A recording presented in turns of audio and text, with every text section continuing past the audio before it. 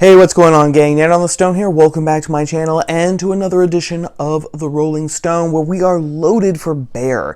It seems that as the world lowers itself deeper and deeper into the various circles of hell in that proverbial handbasket, it becomes harder to actually choose which stories to do each week because there are so many options now that it's getting really hard to decide, oh, okay, we'll talk about this, we'll talk about this. But we've made our selections, and we are going to go ahead.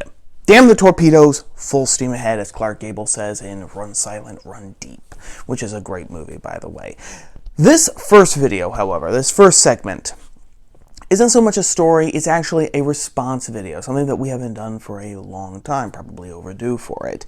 But it also serves as a sequel to one of the Rolling Stone videos I did last week, where we were talking about Afghanistan and the rough division in American conservatism between neocons, who think that we needed to stay in Afghanistan for how long? None of them can really give a definite answer.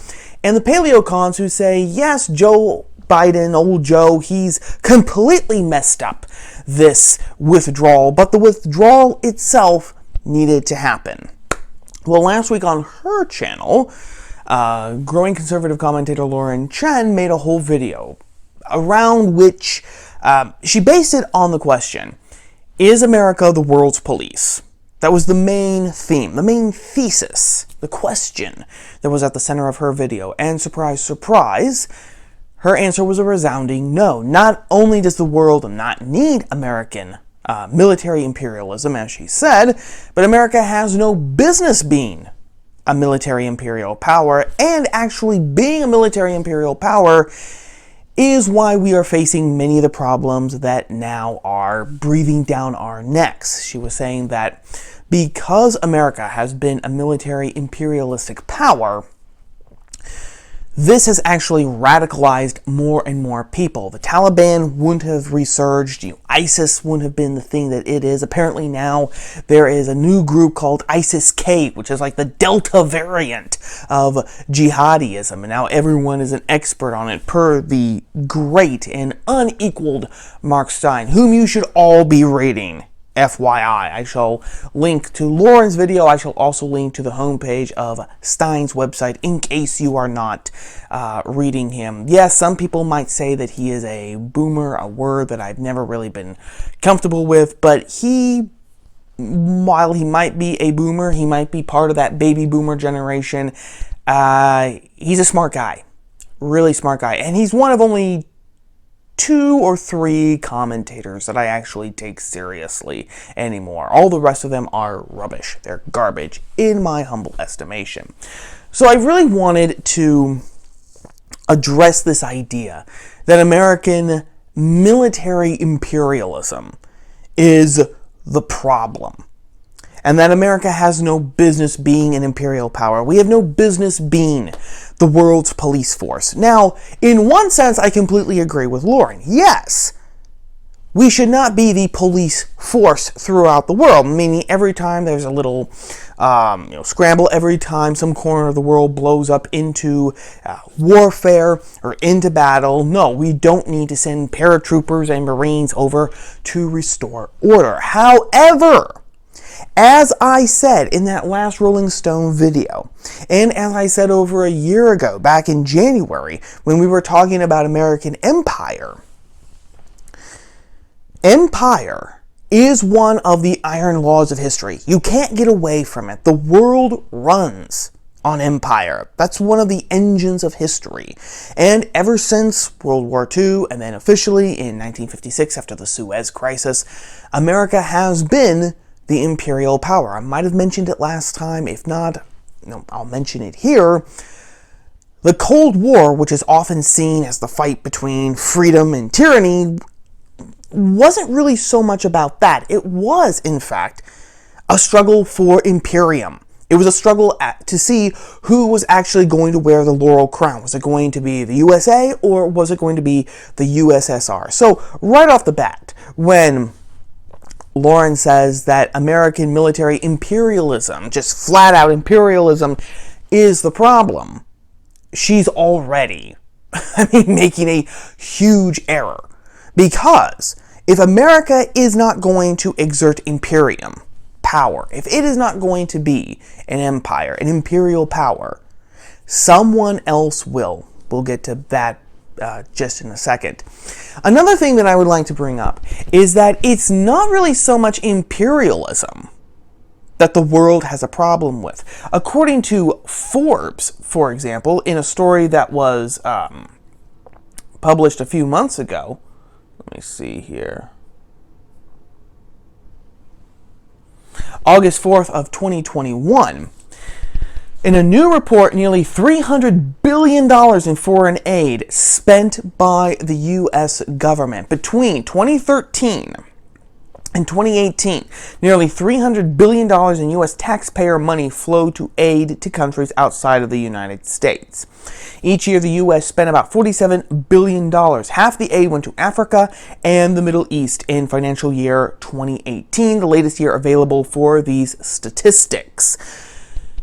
So the world apparently had no problem,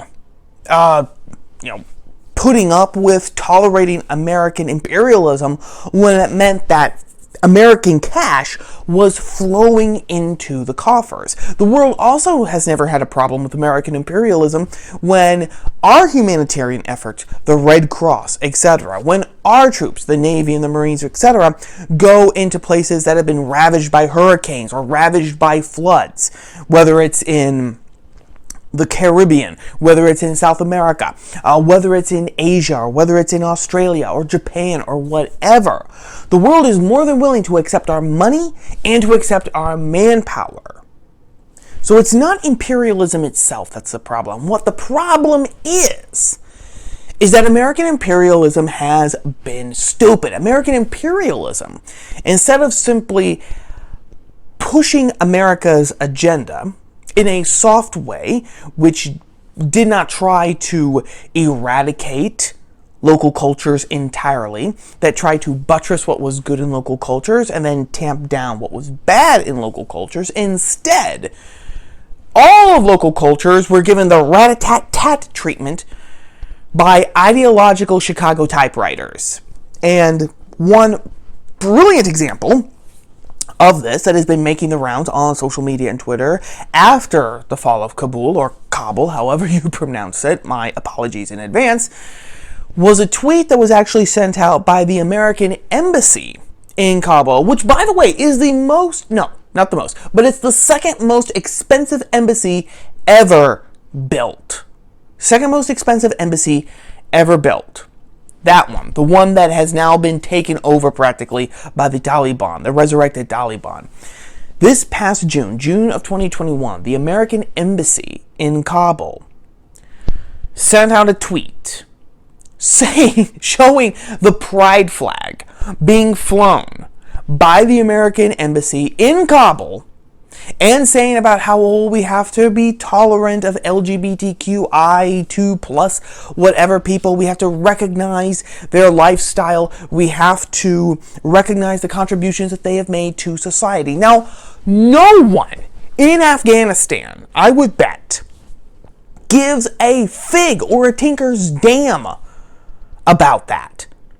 Because the LGBTQIA2 plus agenda that has completely taken over Western society since probably 2004, 2006, and then which then simply accelerated with the election of Obama in 2008, and then, of course, with the Obergefell decision in 2015, that agenda is completely contradictory to Afghani custom, culture, norms, religion, history, the whole kit and caboodle.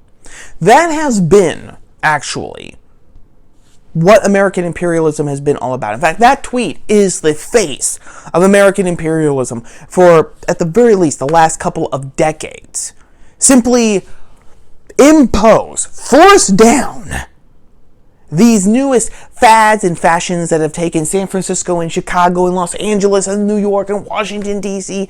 by storm, and then think that because, all of the rich elites and all the smart people are completely enamored by these things, well then, That must be part of the right side of history. That must mean that everyone agrees with them, or at the very least that everyone will agree with them once we actually force it into their minds how backwards, superstitious, and medieval their previous beliefs have been.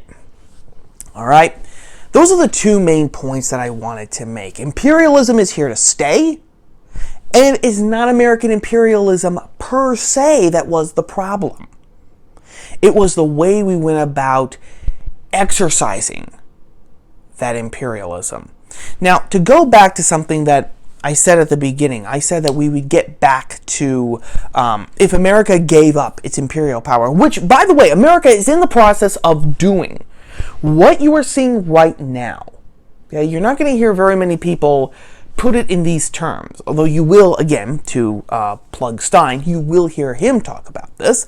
That might be partly where I got this. Who can say? I can neither confirm nor deny anything. But what we are seeing right now is the breakdown of an imperial system. This is what we are actually witnessing. The complete debacle in Afghanistan, the scarcity actually of resources and products here stateside, rising prices. It's part of the disintegration of empire. And when that leaves, when that laurel crown is dropped, to repeat something that I said, I believe last time, someone is going to pick up that laurel crown, and that's going to be China. And that is not going to be good for anyone in the world. That's not going to be good for anyone. Now, I will, to reiterate, completely agree with Chen when she says that America cannot be the world's police force. As I said earlier, we can't go into every fracas and restore order. However, we could actually take a leaf from our Chinese enemies, or the Chinese who should be our enemies, should be recognized as our enemies, but way too many of our elites actually treat as, well, our natural friends and allies and the natural successors of our empire. We could actually take a leaf from their book. China controls the world. This is China's world. We just happen to live in it. And if you will notice something, China took over the world without firing a shot. For example, I talked about this last year as well in our video, the war with China. We talked about the Belt and Road Initiative, by which China has not only expanded its trade to all parts of the world, but it has maneuvered itself in such a way so that it can command mineral deposits, it can control land, it controls mines, it controls natural resources all around the world. In fact, China is in the process of gobbling up Africa. You want to know something that I actually learned? In Egypt, Egyptians among themselves referred to the Chinese as the conquerors, because Beijing has conquered not just Egypt, but Africa. They have made African countries so dependent on money from Beijing that these African leaders are more often than not just completely willing to agree to whatever the Chinese say that they want. They're willing to agree to any demands from Beijing as long as it means that sweet, sweet yen is going to keep flowing in. A yen that is pretty soon going to become the global currency once Chairman Xi actually pulls the rug out from under the American dollar. And after, again, Afghanistan, I could just literally tie everything back down to Afghanistan. It's going to be sooner rather than later. That's the sort of smart imperialism that countries and empires actually exert. That's the sort of soft imperialism, the smart sort of imperialism. It's the same imperialism actually that the Romans practiced. When the Romans went in and conquered a new territory, they didn't try to change the culture. They didn't try to overthrow local leaders unless they openly tried to rebel against Rome. They didn't try to change the religion. They didn't try to change the language, the practices, or anything. They said, you can keep everything that you've always done. You just have to pay a few more taxes, do a few religious things on the side for the Roman gods a few times every year. And then if you just want to sit back and enjoy all of the spoils that come from being part of the Roman Empire: aqueducts, medicine, schools, trade, roads, a Roman garrison so that mean tribe on the other side of the mountain won't come every harvest time and ransack, burn, and slaughter your village. That's fine, no skin off our nose. And if you want to become a citizen of Rome with all the rights and privileges that conveys, good for you. You can do that too. That's the sort of imperialism that needs to be practiced. That's the sort of smart imperialism that needs to be practiced. And that is the sort of imperialism that we did not practice. And it might be too late to actually reverse course and try it. But when Chen says that it's American imperialism that's the problem, she is way out of her league, doesn't really know what she's talking about. I'm just going to come out and say it. That is story number 1.